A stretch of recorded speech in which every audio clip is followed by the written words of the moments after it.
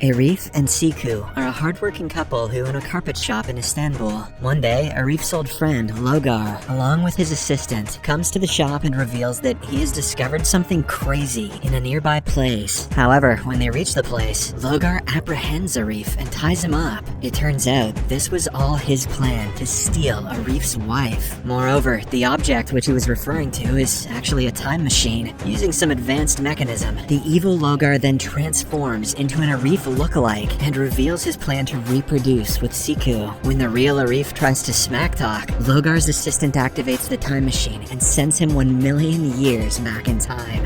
Boy, this guy's revenge better be good. Seconds after, Arif arrives in the Cretaceous period, where the dinosaurs are still active. As he wanders around the place in horror, he stumbles across some apes, who are the first of their kind and are yet to evolve. Left with no choice, Arif starts living with them and tries to educate them, hoping that they'll evolve.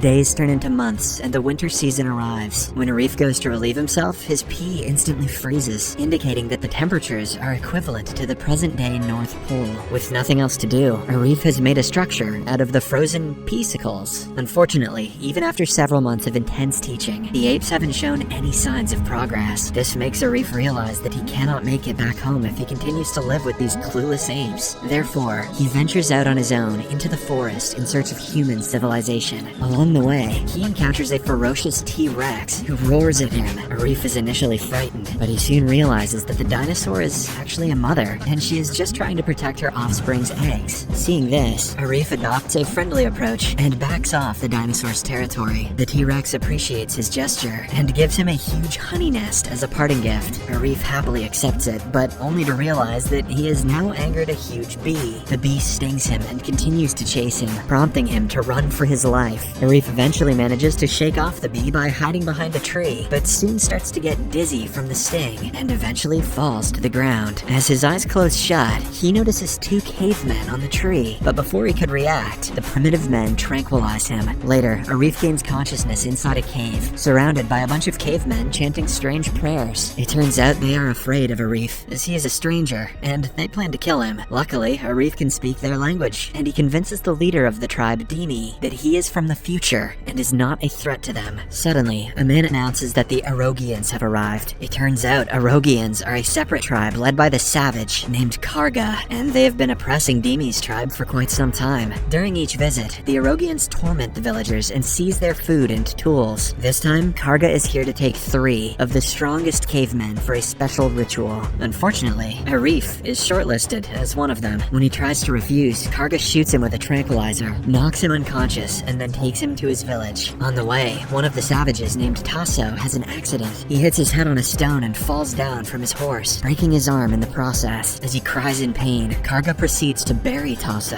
as if he is dead. Arif, who is already woken up, is stunned, and he immediately intervenes. He tells the savages that Tasso is not dead, but he has only fractured his arm. He then makes a makeshift cast for his broken arm. Surprisingly, Tasso can now feel his arm again, and he thanks Arif for saving his life. Once they reach the village, it's revealed that the place is actually led by G.O.R.A's nephew, Kalya, who is also Tasso's father. The father and son catch up, and G.O.R.A asks Tasso about the handmade mask he found in Tasso's room. Tasso proudly reveals that he made it from tree's bark, but this upsets Kalya, as he wants his son to be a savage warrior, not an artist. Kalya then narrates an incident from his childhood that claimed his father Kumo's life. One day, a strange circular spaceship descended from the sky, carrying 2 strange visitors. They gave Kumo a ball as a gift and got back into their spaceship. Unfortunately, an overexcited Kumo ran after them to bid them goodbye, and in the process, he got burned to death by the spaceship's engine. Ever since then, Kalya has hated new things and inventions, and since he believes that his father is in heaven, he has built an extremely tall tower. Many people have tried to climb the tower to bring Kumo back, but none have succeeded or survived. It turns out that G.O.R.A brought the 3 strong men from Dini's tribe to send them up the tower. However, Arif volunteers to go by himself, to everyone's surprise. He slowly climbs the tower and eventually manages to reach the top. There, he encounters a strange man who he assumes to be Kumo. Arif plans to take the man back to the ground, but ends up frightening him, causing him to fall to his death.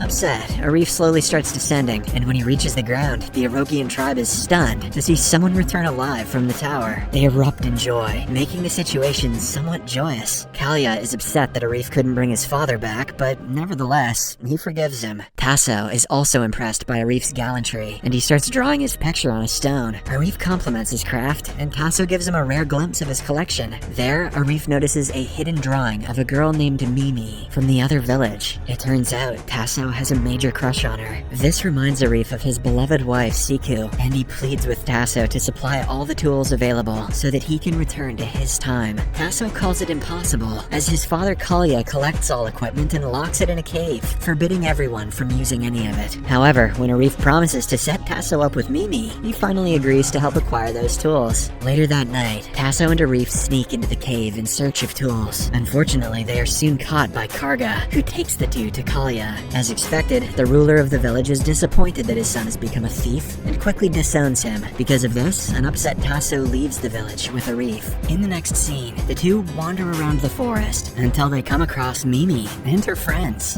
bathing in a river. Mimi is hostile to Tasso because of his background, but Arif changes her perception by showing her a lovely woman's tattoo that Tasso has made on his back. The group then returns to Dimi's village, and Arif reveals his plan to start a new civilization. He tells Dimi about the thousands of useful gadgets in Kalya's cave and asks for his help in stealing them. Excited with the prospect of having modern tools and technology, Dimi and his people immediately get on board with the plan. The following night, Arif and Tasso again infiltrate Kalya's cave and load all the necessary tools into a cartwheel. Then the villagers help them carry the cartwheel back to the village. In no time, Arif begins making all the necessary inventions that have helped mankind evolve. And over the course of the next few months, everyone in the village is accustomed to the new privileges. Because of Arif, they have evolved several thousand years faster, making life very easy for them. The women can now cook food, and the children can go to school. Arif is declared the minister of the village, but he's not happy, as he hasn't noticed any change in his people's intelligence. Arif needs to go find some mushrooms. On the other hand, Kalya eventually finds out that the cave has been robbed by Arif and Tasso. Furious, he sends his uncle Karga to kill them, but when the latter arrives at the village, he is taken aback to see all the new inventions. He immediately demands that they be handed to him. However, Arif mocks and humiliates him in front of his people.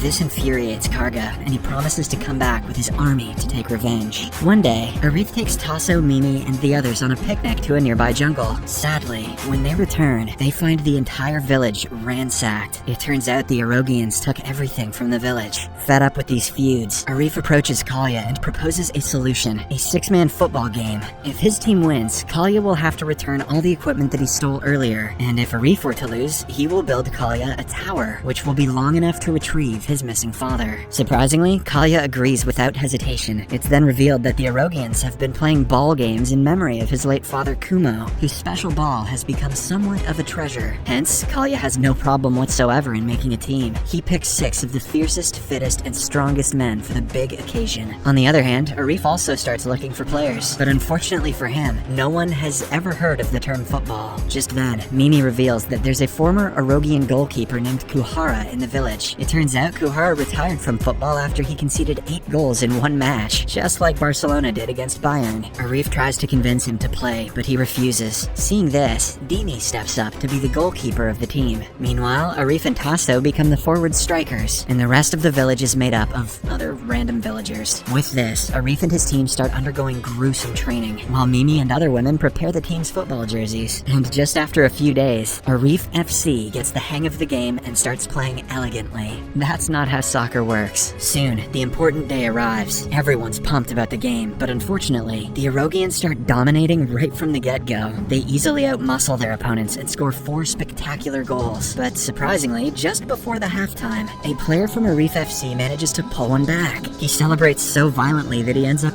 running into the nearby flames. In the halftime discussion, a worried Arif reveals that he is actually an alien from another planet who has been living on Earth because of the good food here. In fact, he has some superpowers, which can easily turn the game in their favor. Arif also mentions that he didn't use the powers up until now because he feared hurting someone, but now that his team's victory is on the line, he will have to become an alien. Surprisingly, instead of being upset for hiding such a big fact from them, the villagers get intrigued and start encouraging him to showcase his best performance. Soon the second half aftermath begins, and Arif, using his powers, completely dominates the play. With his supernatural acrobatics and impeccable vision, he leads his team to score 3 goals, hence tying the game at 4-4. In the heat of the game, Tasso gets into a fight with one of the Erogians, resulting in a penalty for them. Dimi saves the penalty, but his hands get injured, and he is rendered unfit to play. Now, with no goalkeeper on the roster, G.O.R.A steps forward and volunteers to play. He soon turns into a brick wall and saves everything that is thrown his way. At last, with only seconds remaining, Arif leaps in the air and launches a ferocious shot, which ends up being the winning goal. The village erupts in cheers, and Kalya also applauds the opposing team. He mentions that he will keep his part of the deal and stay away from the villagers from now on. But despite the victory, Arif is sad. He believes that Logar has already taken his wife, Siku, hostage. Hence, he plans to leave the village and wander off once and for all. Before leaving, he gifts his watch to Tasso and his engagement ring to Mimi. Suddenly, a bright flash appears, and Siku appears out of thin air. Arif is elated and puzzled to see his wife. Siku then reveals that after Arif left with Logar, she got on the internet and learned about a million-year-old ring and watch that was found in a cave by a group of archaeologists. When Siku researched more about the ring and watch, she realized that they were in fact Arif's. She then connected all the dots and deduced that the Arif in front of her was an imposter Logar. Hence, she held him at gunpoint and interrogated him about her husband's location. At last, she operated Logar's time machine to arrive here. Shortly after, the couple bid farewell to all the villagers and return back to their timeline. And as soon as they reach home, they send Logar to the primitive village. At first, the villagers assume that he is Arif and try talking to him politely. But when the arrogant Logar starts hurling obscenities, they realize he's an imposter. That was quick. Why did Siku have to research a bunch of caves and shit? To make matters worse, Kalya and the others also learned that it was Logar's spaceship that came to their village many years back and killed Kumo. Seeing the angry mob, Logar finally starts panicking and requests the people leave him alone, but no one listens to him. The movie ends as the villagers slowly approach Logar to apprehend him, but before that, a T-Rex pops up out of nowhere and gobbles him up. Subscribe for more videos like this, turn on notifications, and leave a like to help the channel out. Thank you for watching.